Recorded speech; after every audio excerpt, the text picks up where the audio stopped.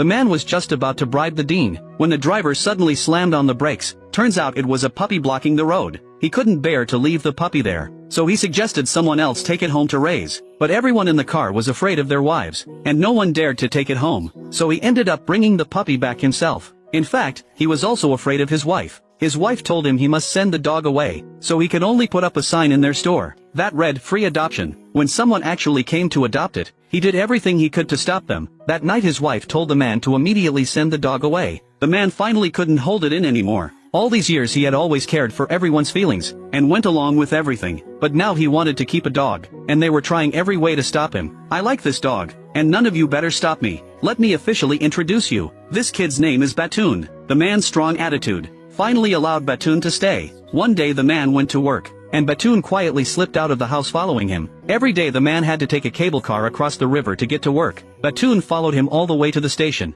Just as the cable car doors were about to close, he spotted Batoon, and had no choice but to personally take Batoon away. The man told Batoon to hurry back home, but Batoon stopped at the stairs, so the man gave him a task, to deliver the newspaper to his wife. Batoon carried the newspaper all the way home, and put it into his wife's hands. His wife told him from now on to put the newspaper in this basket. Near evening, Batoon ran to the station again, and sat there quietly waiting. Seeing Batoon waiting for him, the man was overjoyed. He never expected Batoon to be so smart.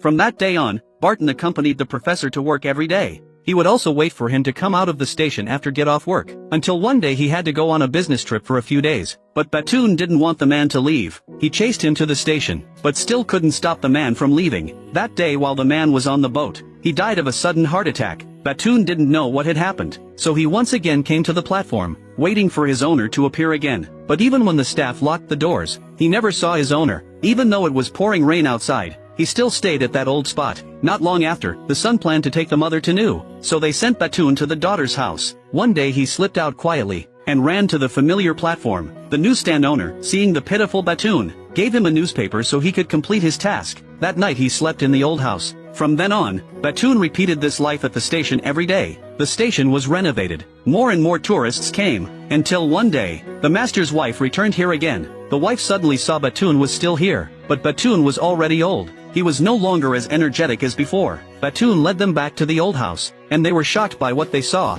Batoon had placed all the newspapers from over the years in the exact spot she had once told him to, and at that moment Batoon was sleeping peacefully. In heaven he finally saw the owner he had missed day and night. They will meet again in the next life.